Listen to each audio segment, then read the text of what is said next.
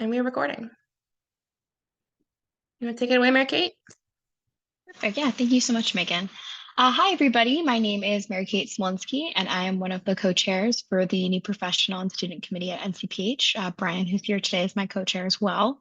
And I just wanted to first off thank you all for being here tonight. We host these public history hangouts periodically, and we're really excited to have this one to talk about the upcoming conference, and hopefully we'll be able to see all of you in Atlanta and meet in person. We'll hopefully be having some sort of social event so we can meet each other in person. And we also have another public history hangout upcoming in March. We're going to be talking about the History at Work blog, so we hope you join us then too. We do a lot of different things. We run a Twitter account. We also do these events, and then we also work on member resources like the Public History Navigator, which we are currently editing. And if you're ever interested in getting involved, feel free to shoot Brian and I an email, and we'd be happy to talk to you about it.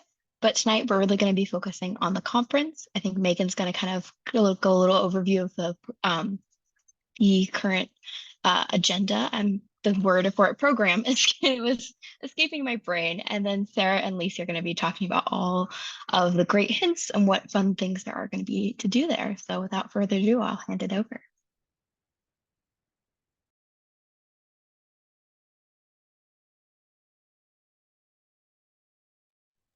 Lacey? Hi, I'm just temporarily replacing the pins here. Hi, everybody. So my name is Megan Hillman. I am the program manager at the National Council on Public History. I went to the IUPUI Public History Program 2013 to 15, and then started at NCPH in 2016, and have been there ever since. So the conference is my sort of main piece of things, but we're a very small staff, so we all kind of do everything. And then also other programs we do kind of throughout the year, including virtual ones like this. So I just wanted to really quickly share my screen and just show you a couple of resources for the conference. If you want to go find, information on your own, etc. I just want you to know where everything is. So I'm going to go ahead and do that, assuming I remember how to do it. The big green button, obviously. Can everybody see my screen? Cool. Okay, so this is the ncph.org main page. It's our hub for everything NCPH. To access the conference page, you just go to events and then 2023 annual meeting. And then this is sort of where all of the conference information lives. So we are going to be in Atlanta, April 12th through 15th. We're going to be at the Hyatt Regency, which is a great hotel in downtown Atlanta.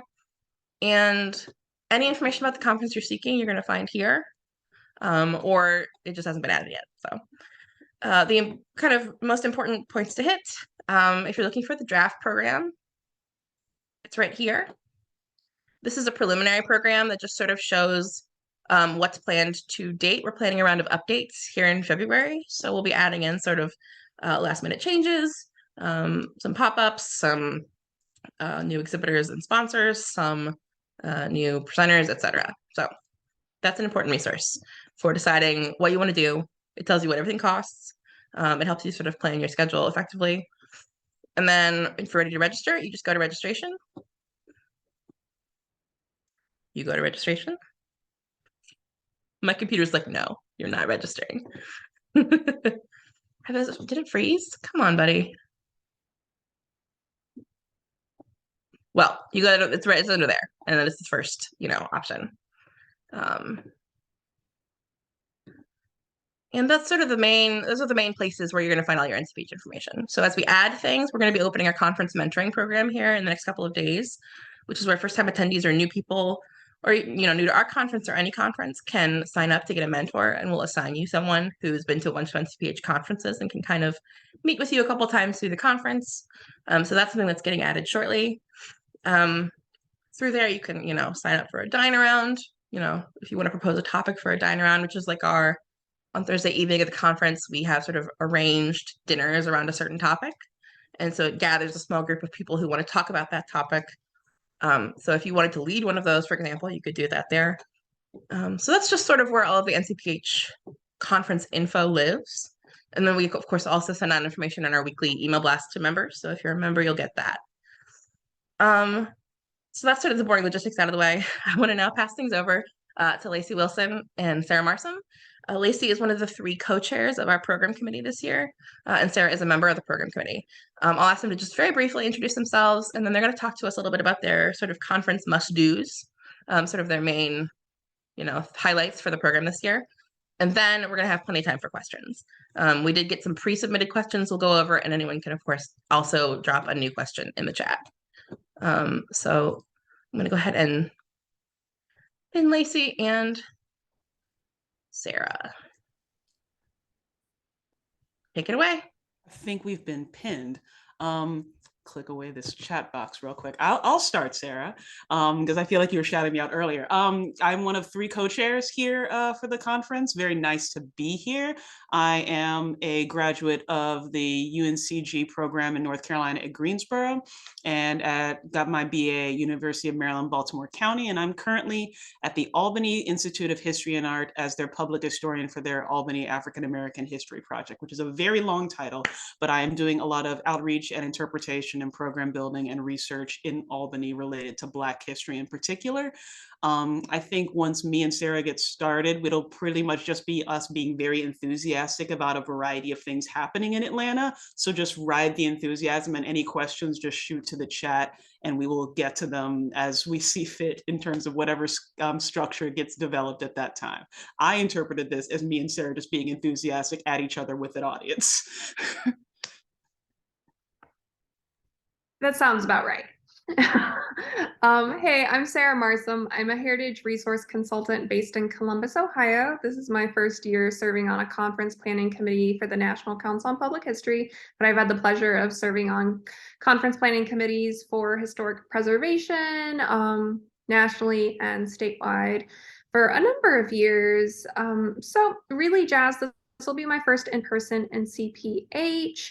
I'm already joined a working group. I'm going whole hog into this. So I'm really excited for us to talk through how we're choosing to set up our time, because it's really tough to figure out what to do and what to skip, and to try and avoid FOMO when you are attending a conference.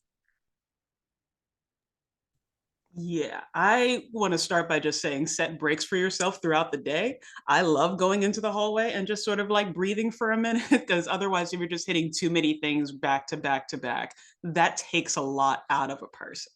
I like to just say like, oh, this particular session, I'm not going to go anywhere. I'm just going to go sit in the hallway and interact with some folks if they come up to me, but really just sort of like take some time to myself there. That's a first thought that I always have in terms of conferences. Like, when do I set breaks for myself? I like to go into conferences with my goals, and I put my goals into 3 little buckets. Am I going to a conference to network? Am I going to a conference for continuing education? Am I going to actively seek jobs? Maybe some of you new professionals really need to network and figure out what openings are out there. And, sometimes those goals are overlapping and you want to do many of them. Like Lacey said, you need to schedule breaks too, especially if networking and job seeking is your priority. You want to show your best face.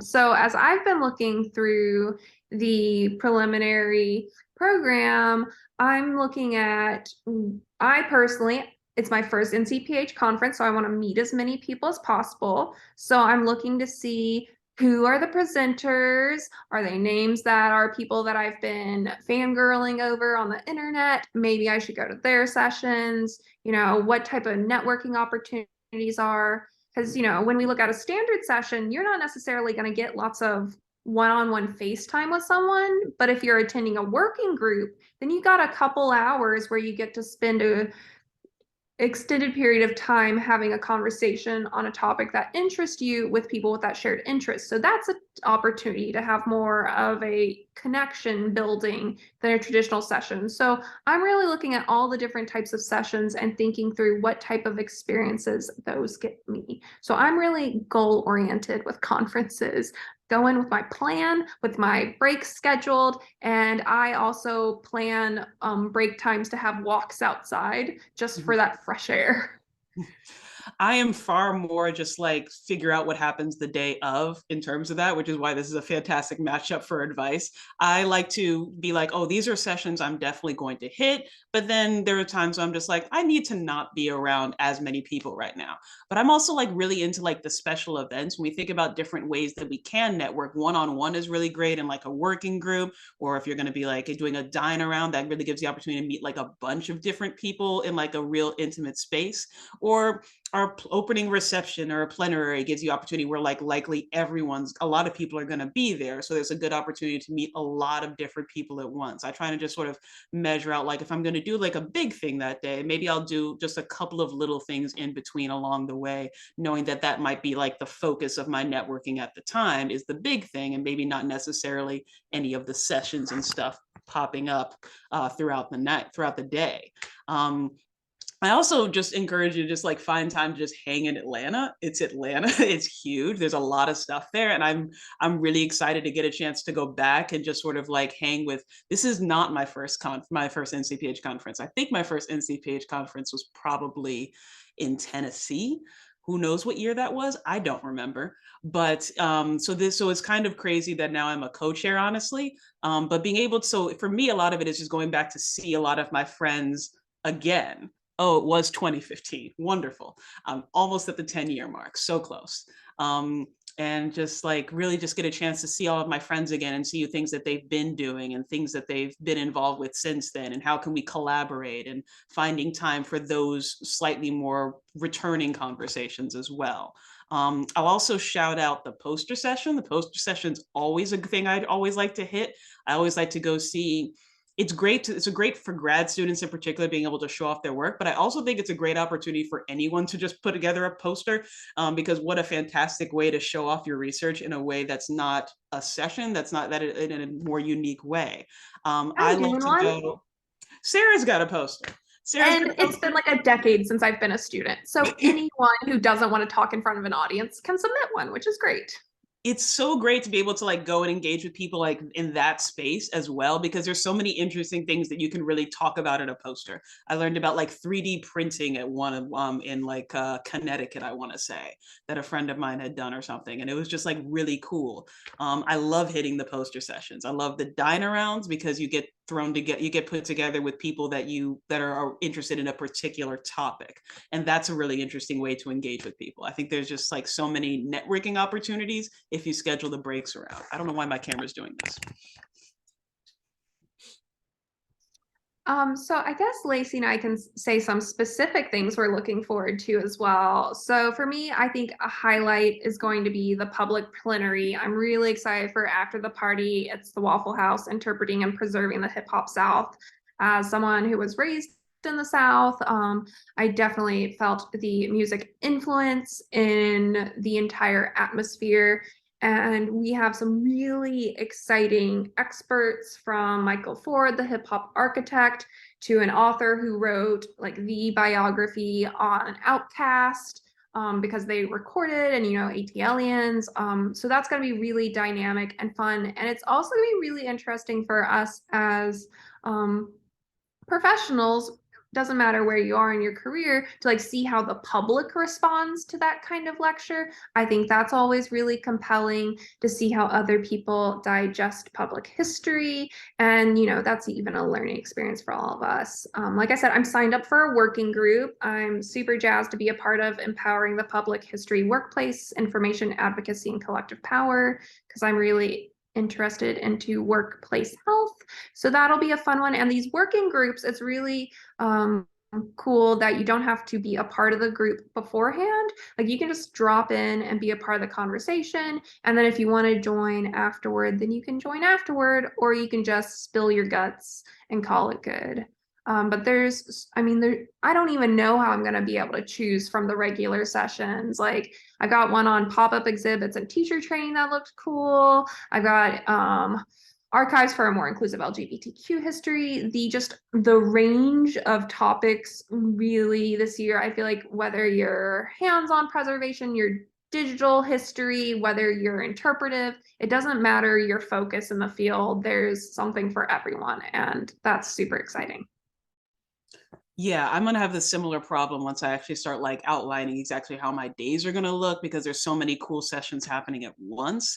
Um, there's gonna be a particular day. I don't remember if it's Wednesday, if it's Thursday. I think it's Thursday where I'm going to be like leaving a session about public history advocacy and then heading to then go to a session about the MCU and museums. That is just going to be me running from one set of my personality to the other, which is What's very fun for me. MCU for those who may not know what MCU is? Marvel Cinematic Universe. Yes, thank you, Sarah.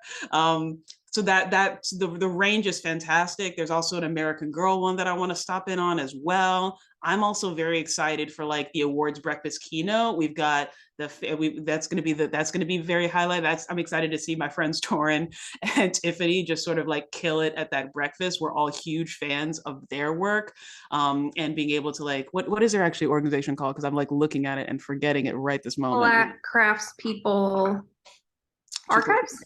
Black Craftspeople Archives.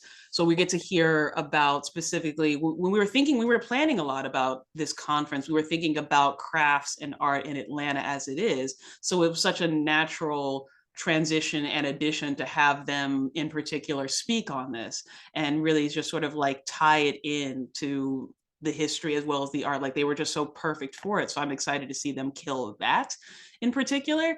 I'm excited for working groups. I'm excited. I'm excited to sign up for the dine-arounds. I was really half tempted to do it right before this was to sign up for try to propose a dine-around about people doing outreach without that in their title, just so we can all hopefully learn from each other in terms of that.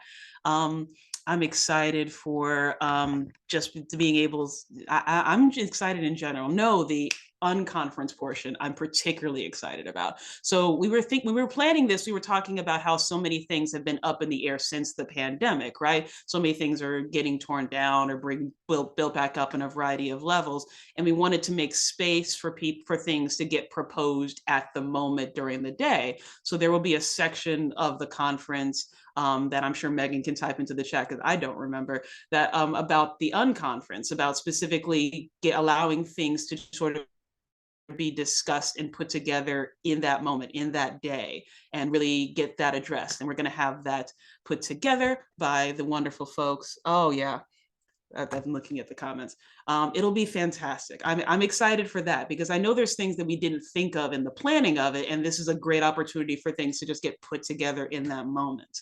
I'm excited in general, if that wasn't clear.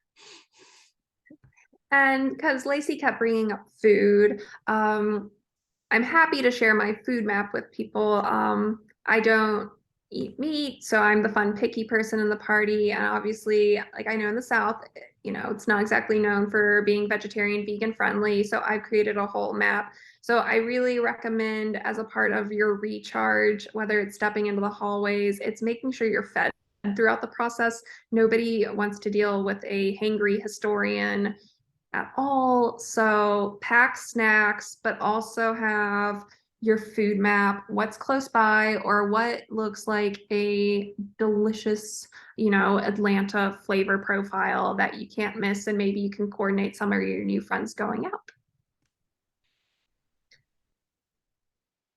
Sarah, do you want to talk about the fantastic place you're going to be staying at for this conference? Oh, myself, Sierra Van Richtegroot, and Jessica Bodefrank, we lost our minds because we realized if you look through house rentals in Atlanta, you can find a lot of interesting historic sites or sites of cultural interest. One person sent me today that they're looking at renting a house that was used for a Lifetime film in Atlanta. You know, fun pop culture. But we've rented Outcast Dungeon. It was used for their recording for a number of years and albums. So it is gonna be a lot of fun. And we're only allowed 8 people at a time. So if you really want to come see it, then please reach out to me in advance and we can have like a morning coffee or maybe a end of evening beverage or ice cream. trying to think of other things we didn't hit on. I think there's a lot of things that are just scheduled in here that is just be well worth hitting it. Being able to go to the grad and new professional social. I went to that a lot as a grad student and a young professional, because it's a very like, NCPH is a very friendly conference in general, but if you go to a space that's going to be all people who are like, I'm kind of new and nervous, it's a very reasonably low bar in general. In terms of being able to network in a nice space. Speed networking, if you're looking for jobs, is a good way to get yourself out there, as well as just getting practice in trying to find jobs. What else have we not hit yet? Like and you can also schedule in advance. If you look at the NCPH 2023 hashtag, people are already chattering about whether or not they're coming to the conference. So you can go ahead and start scheduling coffees and networking, or just being like, oh, so-and-so is going to be there. That's cool. I'm going to make a mental note of that. So definitely keep an eye on the hashtag. We're already using it. There's definitely a lot of tours that you can join up on. I've been tempted by that food tour every time I've seen it on NCPH's. Every time there's a conference, I'm tempted by the food tour. But I if you're able to do a tour, I would recommend it. My favorite tour that I ever did for NCPH was, there was like a Toxic City tour in Baltimore. I was about to say Boston. In Baltimore, that was mind-blowingly fantastic, about like environmental racism and structural terrifyingness. It was awesome, but deeply depressing. It was a perfect public historian tour.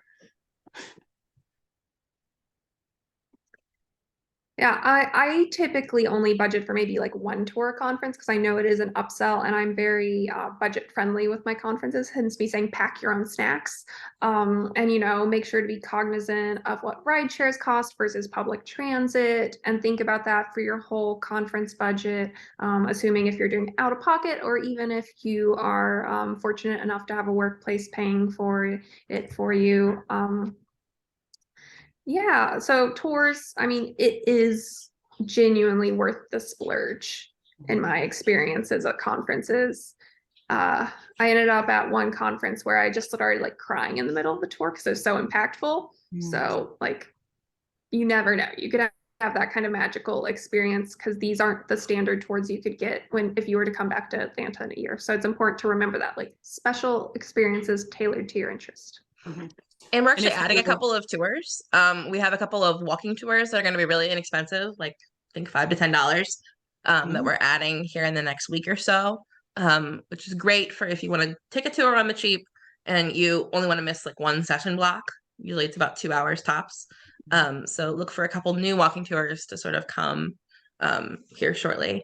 But I also think that tours are a really important part of the NCPH experience, and not because they make us money, because they really don't, but because we're public historians, and so much of the work we do happens in the community. And so much of what makes a conference unique is the place that it's set, and the things you can learn about that community that you didn't know. And some of those come through sessions, but I would say a lot of them come through when you actually hit the pavement. And it's going to be beautiful in April. So that's my plug. And there's so much of Atlanta to explore if you're unable to get a tour, but $5 to $10 feels reasonable to me, and I hope is reasonable to a lot of folks and are able to do it. I haven't been to Atlanta in a few years, but when I did leave, my favorites will be at the, my favorite is probably one of the Center for Civil and Human Rights. Very impactful, very heavy, very public historian focused. But if you want something very fun, take a little walk, hit the Puppetry Museum. Delightful. Jim Henson permanent exhibit, just fun, just fun. So go ahead and start throwing questions for us in the chat. Obviously, Lacey and I are enthusiastic and chatty, so we'll just talk all night if you let us. But throw your questions. We're happy to talk about anything from sessions to budgeting. Michael's wondering how many people are expected to attend. What's standard attendance, Megan? Well, standard attendance is usually in the realm of 800 people. We had actually been scheduled to go to Atlanta in 2020, and we had to cancel that conference literally about 10 days before it happened because of COVID. So we had a full conference. It was some things from this conference which were carried over, and some different things. And we had hit almost 1,000 attendees, and we're expected to hit 1,000 then. I don't think we'll see anywhere near that this year, for a variety of reasons. Travel budget slashed. People still being sort of anxious about travel or unable to sort of congregate. But I would expect 700, 650, which in my experience is a very comfortable place for a conference. I actually prefer them a little smaller. So that would be my preference, especially when we're getting back into things. Very much agree. We've got a great question from Brian. Are the calls for late breaking sessions still something that will be announced, or have those already dropped? Yeah, Brian, those are coming. Probably in the next 2 weeks or so. I think we're going to do the mentoring program, open that on Wednesday, and then probably we're going to open the late breaking session call the following Wednesday, and that'll be open for probably about a month. And that's just an opportunity for folks who missed the main program deadline, or have something to talk about that's become really timely, sort of in that intervening time, to propose a very conversational, informal sort of session about it. We usually add about 4 or 5 late breaking sessions is average, and those will be in the errata sheet that we stuff in the programs, since they will have missed the program print deadline. But I'm very good question. expecting submissions that deal with book bans. I'm expecting submissions that deal with what is currently under state or federal congressional review, like Virginia's currently looking to allocate funding for interpretive signage for green book sites. That could be really cool if someone tied to that advocacy submitted. It's a real nice opportunity to just throw something wild out there. Yeah, very low key, very low pressure. Although the program is already jam-packed. Like, there's already so much to do and choose from that it is hard. It's hard. If people have other questions, please do drop. Let's see. If you're presenting a poster in the poster session, do you need to stay by your poster for the entire session's time block? I would recommend doing so, Eleanor, and the reason is that this year we are going to be leaving the posters up, or we're going to be inviting you to leave your poster up for the sort of duration of the conference. So the poster session is kind of from 1 to 3 on Thursday, and then anyone who feels comfortable doing so can leave their poster up in the exhibit hall for the next couple of days, so that people can sort of peruse, and you'll have an opportunity to peruse other people's posters kind of in your own time. But 2 hours is kind of a long time. So we, take breaks, get fresh air. If you're anxious about COVID or whatever, I would say, especially this year, I encourage everybody to sort of do everything in the way that's comfortable for them. We've got a And it's question going to be a about lot of fun. virtual aspects of the conference. Yeah, so there's one thing that's going to be virtual right now, or soon, in the next month or two, which is the National Park Service opening plenary we're doing. We're doing a series of 5 plenaries over 5 years, sort of leading up to the 250th anniversary. About this year's will be sort of about the language of slavery and freedom, and how interpreters talk about that with people. So there will be a virtual roundtable in March, and then an in-person roundtable at the conference to sort of follow up on that, plus a session for interpreters specifically. And then we're doing a whole virtual conference, probably the first week of October is kind of where we're looking, which will have some of the sessions reproduced from the in-person conference, but we'll also have some entirely new content that sort of builds on it. So in answer to your question, there will be a whole virtual experience. We just can't do them at the same time because there's only 4 of us on staff. So that will be coming later this year for a much smaller fee for people who just cannot travel. Of course, there are still a lot of people who fit in that category. I will also throw out that if you have Twitter, there's a lot of the conference that people will live tweet sessions. There will probably be some things that you can still follow via social media. I do tend to occasionally be in a session looking at the social media from another one, which is not, the full experience, but is something. If you're able to get like quotes and bits, and you might know like, oh, I couldn't make that session. Could you email me your PowerPoint? Is a question I've gotten since then. So, and we'll also be putting some resources up on the website. So after the conference is done, we got a question about this in sort of the sign up sheet. We will reach out to presenters and ask them to share any of their materials or PowerPoints or anything that they feel comfortable kind of putting online. And then we will have a section on the website that's for like post-conference resources. So if there was a session you really wanted to get to and you couldn't, or if you couldn't make the conference at all, you'll be able to sort of pick up some resources from it, hopefully.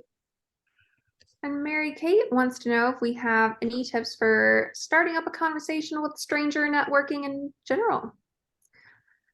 You're both really good at that, so take it away.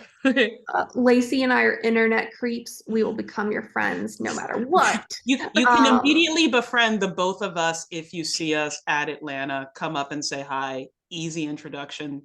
Feel free to do it. But seriously, like I mentioned already, like look at the hashtag in advance, if you are on the different platforms and look at the list of speakers who are participating. And I always recommend, if you want to be intentional about your networking, which is the most effective type of networking, reach out to people in advance and be like, I'm really looking forward to your talk. Would you be open to scheduling, a quick chat with me in the lobby for like 15 minutes during the conference? It doesn't have to be like asking people for a full hour of their time, just being like, I really would like an opportunity to connect with you. Obviously, some people, like, you aren't going to be able to research everyone on the list, but like some people, you're going to sit in their session, they're going to blow your mind. There is nothing weird about lingering after a session to reach out and give your card or collect their information. And, you either try and get on their calendar then, but we know everyone has a busy schedule, or reach out afterwards. I will say, as someone who regularly is on the conference circuit, I really appreciate it when someone reaches out to me after an event. I think that's a really nice opportunity to get feedback on what you talked about, but also have that longer, more meaningful networking opportunity with someone. And think about what your goals are. Again, are you in school and just wanting to build your network in general? Okay, then like the speed dating networking, perfect for you. Are you searching for a job? You maybe want a bit more of longer conversations with people. So think through what your networking goals are. My plan is just to make all of the public historians friends with me, the preservationist. Hey, can I interrupt and make a plug for an event? Yes. At the conference. Hi, everyone. I'm Julie. I'm one of the co-chairs of the membership committee. We kind of tag team with the new professional and student committee on lots of pre-conference stuff. But one of the things we're really excited about this year is that there is going to be a new member breakfast. Consulting my program here, 7:30 to 8:30 a.m. on Thursday of the conference. But that's going to be kind of a easy way to meet those of us on the membership committee if you're new to the organization, or I would recommend it even if it's your first in-person conference, even if you've been to NCPH virtually before. I think that's going to be another great way to flex those networking skills in a pretty like relaxed setting with food. And the other thing we do is we do a for the half an hour before the opening reception starts, we do a like first time attendee sort of soft launch of that opening reception, where people who are first timers come in, and there's a little bit of a smaller crowd. Board members are there, influential folks in the organization are there, and membership committee folks are there, and it's just a good way to sort of dip your toes into networking right when the event, right when the conference starts, without it being like a 200-person reception, which can be very hard to do anything, right? Or speak to the people you want to get to. So that's a plug. I always initially, before I got pretty good at networking, to get into my own head about like what someone else would be thinking as I was approaching them.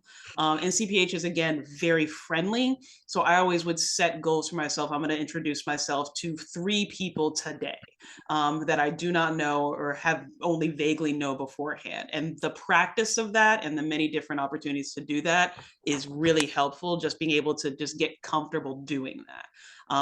So I would recommend trying to stay out of your own head and just introducing yourself. People generally respond very well. And I really like Sarah's idea of having a goal. And the other thing I would suggest, in addition to handing out information and try to reach out to people afterwards, if someone has a job that you think would be very cool for you to have at some point, just propose an informational interview after the conference. Like, hey, let me catch up with you in like 2 weeks. Like I can hear more about the things you're doing, skills that I think that you might think would be helpful for me at this thing, and people and that I think that follow up a little bit after the conference is really great. If you just do the intro early and then email them like a couple weeks later saying, I'd love to talk more in depth with you then, because people will really see that as people like bragging about themselves, so it'll be really easy for them to respond to that and really see you can really turn that into like a hard network a little bit later. But practice is very helpful. Yeah, and you'll LinkedIn connect, you'll do all that. And it doesn't matter what stage of your career you're at. like those types of informational meetings are beneficial for all. Michael's wondering if we register and pick the sessions available and then events are added, how easy is it to add new sessions? How flexible can we be as we put together our itinerary? Sure. I'll take this one. So we're on a new database this year, which we're kind of learning as we go. So the answer to this question is varied. If you have an account in the NCPH database, so like you've ever had a membership or you set up a password when you register, it's super easy to go back and add events because you basically just go into your registration and you can modify your registration. If you do not create a membership, even like a free contactless membership, all you have to do is email us, ncph@iupui.edu. I'll drop my the email in the chat here. And we will basically set you up a password so that you can then go in and add stuff whenever you want. And then some things will still be available to add at the conference itself. Not everything, because some things fill or they're just, we need a firm count for a bus driver or something in advance. But a lot of things you can add right at the registration desk. You could just go up and say, do you have any tickets left for X? And we'll say, sure. Here you go. So That's awesome. moderately easy, we'll say. Here's a question that was pre-submitted. Yeah. Are digital or physical business cards preferred at conferences? What do you guys think? I'd say why not have both? Like I've had people like immediately follow me on Twitter, like in conversation with me, but I also will bring business cards and hand them out as far as like my immediate professional email to have. I don't see why you don't give as many ways you'd like to be communicated with out to folk you want to communicate with. The biggest tip I'll give is I still like a physical business card, but when you meet the person, you automatically write down where you met them. Did you meet them in a specific session? Did you meet them at a happy hour? Jot like just a couple notes on how you met them. And that way, when you follow back up, you can jog their memory. It really helps, make that conversation be more fluid. I will say that digital business cards are entirely dependent on how good the conference Wi-Fi is, and the Wi-Fi may be flooded by the 500 plus attendees plus the hotel guest, or it could be great. So be really cognizant of that. And even if you Twitter follow, Instagram follow, whatever follow someone, I recommend you still send a personal message with that. Be like, hey, just met you in this session, because otherwise you would get lost in their notifications if you are going the digital route. I predict that physical business cards are going to be sort of a retro, like throwback thing that people are excited about this year. Like I just have a hunch that it's one of those things about in-person conferences that we like didn't really care about until we didn't have them for a while, and now we're going to be like excited to show off our business cards again. That's just my thought. We'll see. I also think people will really, there are people who have really great designs on business cards that will immediately grab attention. There was someone who had like an NPR business card at NCPH one year, and me and a friend are still talking about how fantastic that card is.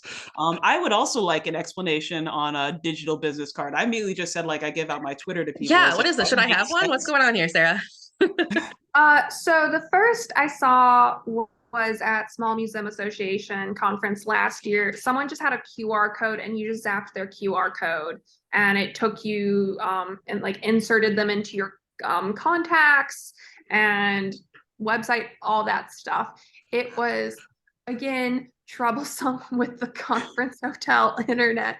So it was only working about half the time the young man was using it. So, and he was really disappointed because, I mean, it had QR code on it, but it also was a tap feature.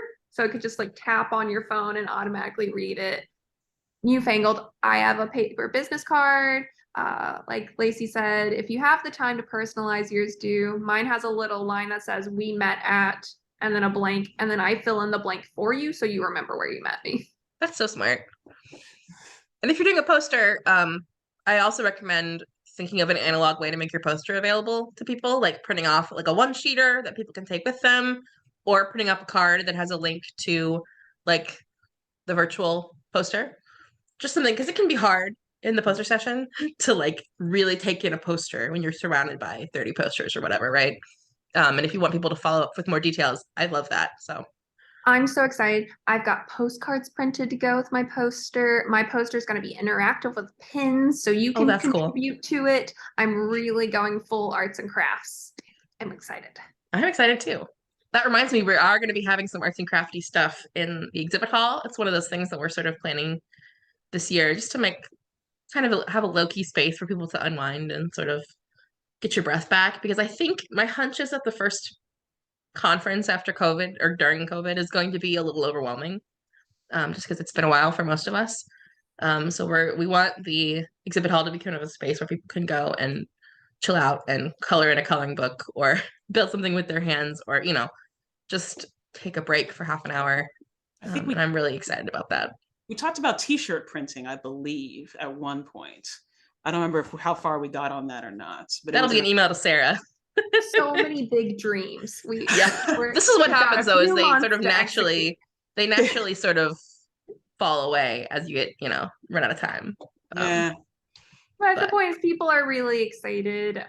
Everyone I've talked to is looking forward to this opportunity. And any other questions? Otherwise, Lacey and I are just here to be a reflection of how friendly in general people will be in Atlanta. They're going to be so great. Everyone's going to be so excited to meet you. I was going to throw out one of my favorite introductions I got at the conference was, you go to NCPH conference, you inevitably see, a bunch of people in museums are not neutral t-shirts. And I had someone who just come up to me in that and just be like, I love your t-shirt. And then we got an introduced, and what an immediate friendly way to meet someone, honestly, low key, just I like your t-shirt that I've seen 7 other people wearing at this conference. Lacey, your t-shirt collection is legendary. Is it legendary? It really is. Yeah.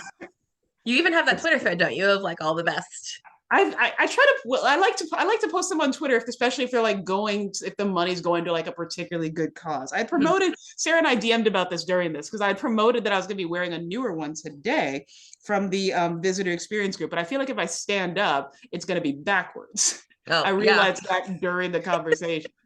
See it in person at NCPH. Michael's got a question, but before we go to Michael, I do think this brings up a good point of what do you wear at a conference? I say wear what you are confident and comfortable in. Your top priority is shoes you can stand on or walk around an extended period.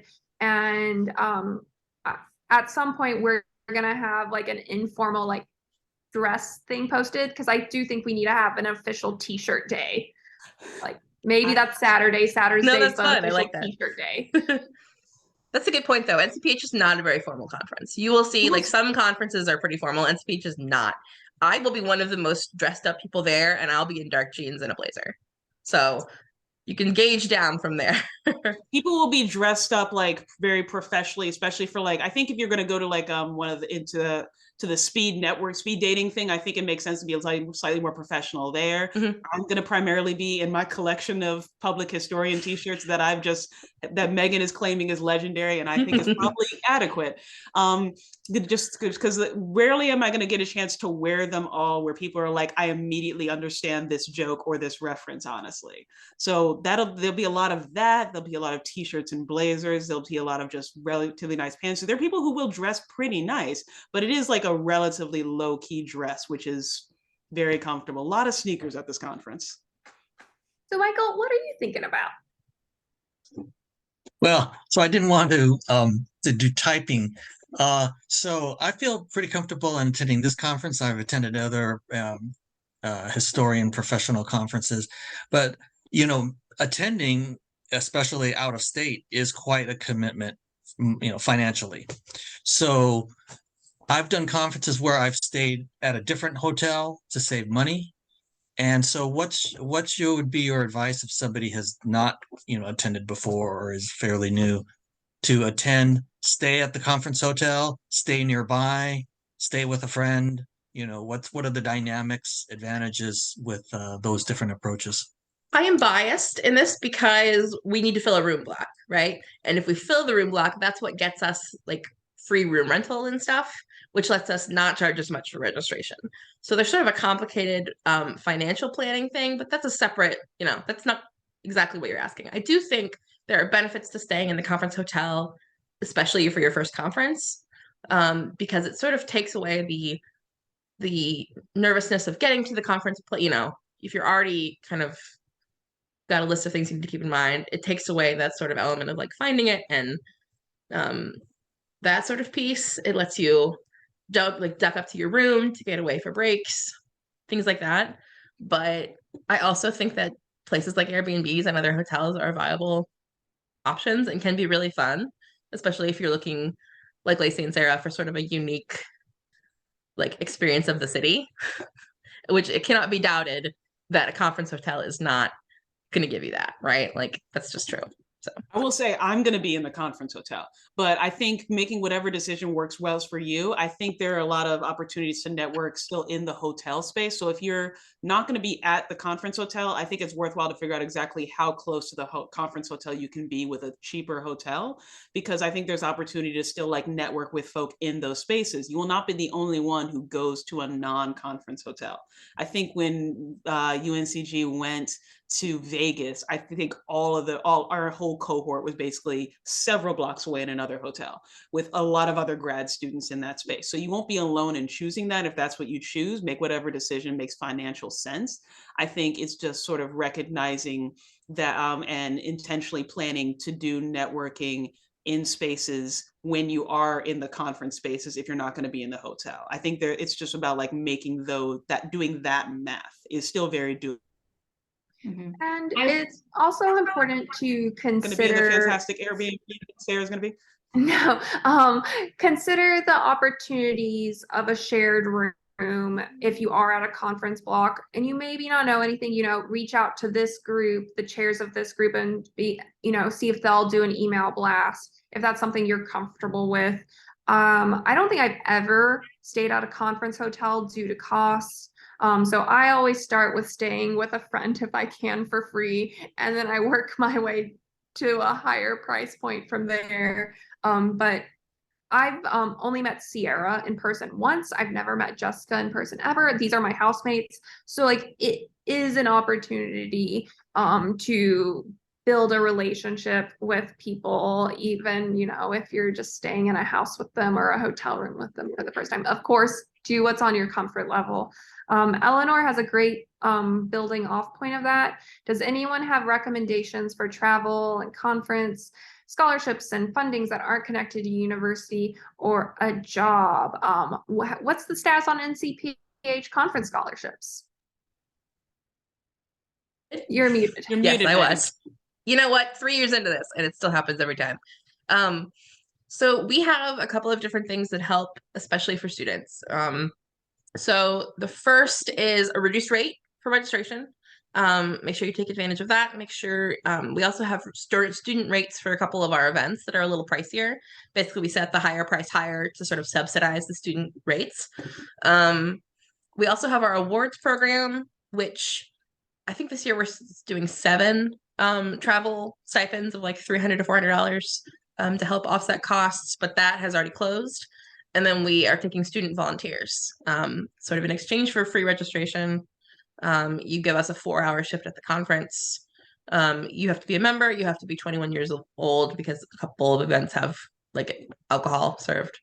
But I can drop the link for the volunteer application in the chat. So I have volunteered for NCPH's conference for reduced registration a couple of times. I think I was at the registration table both times, Megan. I think so. That's the most common job. Yeah, which is just easy. It's also honestly easy way to network with folk when people are just coming up to get their badges and things. You learn a lot about the program. You get to meet people as they're coming in, but low level stress, and then registration is paid for. I know that doesn't take care of everything as far as travel for something out of state, but it does do something. I would recommend, if you are a student, to just looking into whether any of that can be paid for by the university. I know that's a complicated question, varies by university and job as well, but it is still worth looking into, because that's, I think, how I was able to go when I was in grad school before. And if you're really ambitious, I recommend reaching out to your local Rotary Club to see if they'll sponsor you in exchange for a lecture, maybe the local historical society. So I've gotten very unusual funding opportunities by being like, hey, I'll come back and like give a nice talk on what I learned to your group as an educational experience. So it just depends on how comfortable you are reaching out and asking people for funding opportunities. In general, you know, $100 to $200, it'll go a really long way. And I do reinforce volunteering. If you can volunteer for free registration, it's a great experience. It's the best bargain possible. We're also I'll looking also- for some photography volunteers. So if you happen to have a camera and you're, you know, take a decent picture, they don't have to be like professional. Just, you know, if you have a camera, basically, and are reasonably comfortable with it, we'll be looking for photography volunteers, which is another 4 or 5 folks that we bring on to sort of help us get some photos. And I definitely second Sarah's recommendation on public transit. The MARTA is actually great, which is Atlanta sort of transit.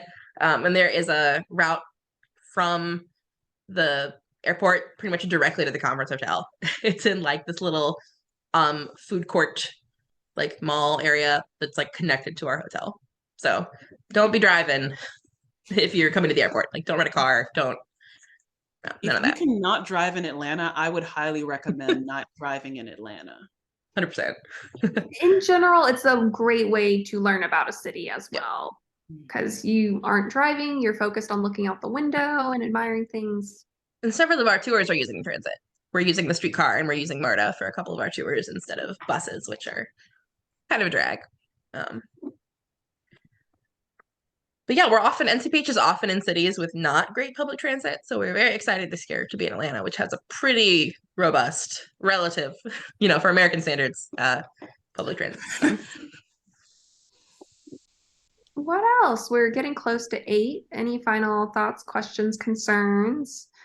There was a question pre-submitted about the best ways to network with professors.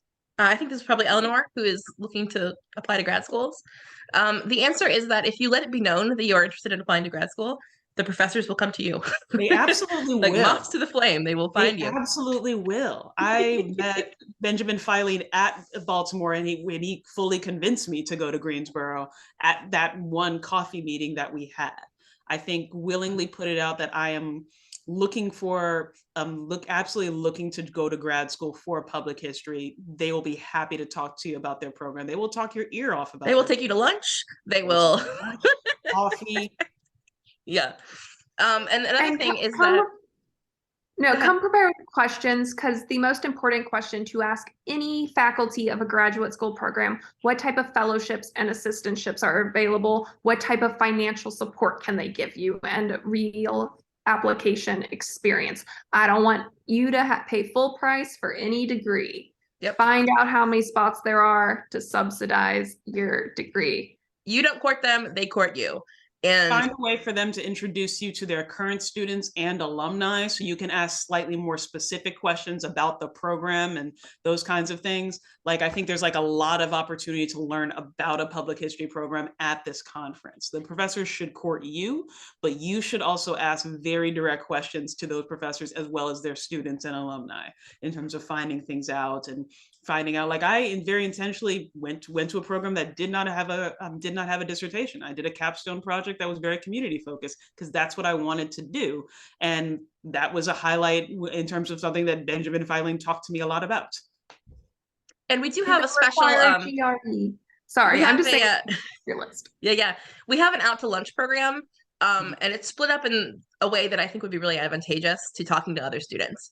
And that would be that we do a grad student edition of Out to Lunch on the Friday of the conference, where basically it's just like sign up sheets by the registration table. You just sign up to go out to lunch with a random group of folks who are all going to be grad students, and you can pick their brains about the program. We try to split it up so that like it's not clumped together, so like different people from different programs can meet.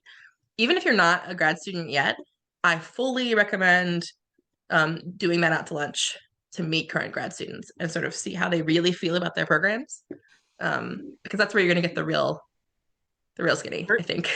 The dirt. And yeah, Julie is right. There are often alumni gatherings. I know MTSU, Middle Tennessee, is doing a big alumni gathering at this conference, and I'm sure they would be fine if you snuck in and pick their brains. UMass Amherst always does one. Yeah. Sometimes I don't hear about them, just because they're sort of planned off book. So if you want to email me and let me know when and where so that I can tell people who might be asking, that's cool.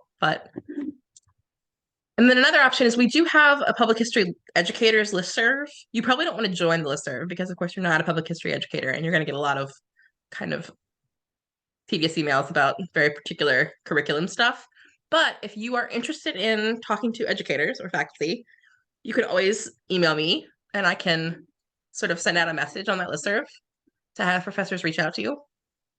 That's an option that is not conference sort of related, but is an option. I'll stick my email in the chat. I just wanted to say I'm so glad that this is recorded because this is just so much good information coming my way that I can't even write it down as fast as I'm getting it. So thank you so much. I'm just like furiously writing notes, but I really appreciate it all. No problem. I'll get the recording up this week at some point, and put it on the main conference page. Can I make another membership committee plug? Yeah. To that point. So one of the reasons I came tonight was to kind of see what the conversation was and make sure that we weren't going to be overlapping too much, but we are planning an Instagram story session, I suppose, probably a week or two before the conference, for questions like this that are coming up as you're planning to come to the conference. So keep an eye out for that. If you think of something after the fact that we didn't address here, our membership committee will be answering those questions. We are, connected with the NCPH staff, and we can answer any further questions you have. So stay tuned for that. Thank you, Julie. Also a plug for the Digital Public History Lab, which is a workshop on Wednesday, which is really great. And it's sort of a quick introduction to a bunch of like digital public history skills and tools. It's $25. It's like 5 hours. It's so worth it. So additional shout out to the Instagram takeovers that have existed on NCPH's Instagram. Great way for you to see other cool things happening in the field, as well as to see people you might want to talk to who might be at NCPH this coming year, just to sort of get a sense for the kinds of fantastic, brilliant people who join that.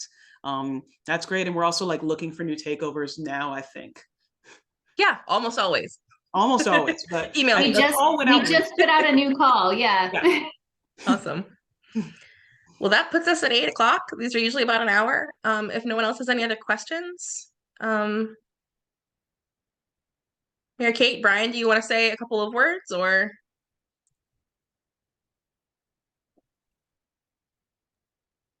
I think just we're excited about the conference. We're excited to be back in person, and we look forward to seeing you all there and like touching base in Atlanta and celebrating all things public history. So, and thank you to those who attended tonight and who helped make this event happen. As Eleanor said, right, like there was so much good information in this. I learned about digital business cards, which I think brought me back into the 21st century. So very, very glad to have learned about that. So I hope everyone else has a great rest of your evening. And a special thanks to Lacey and Sarah for joining us on a pretty short notice, actually. I had COVID and sort of reached out to them like Thursday, like, help. And they were very excited to jump in. So. Oh, you need us to talk excitedly about a conference we're excited about? What a burden. Still, it's time, and I appreciate that time. So. Okay. Thanks everyone for having us, and hope have a you have a really great week. Yeah, have a good week, everybody. Thanks. Till next time.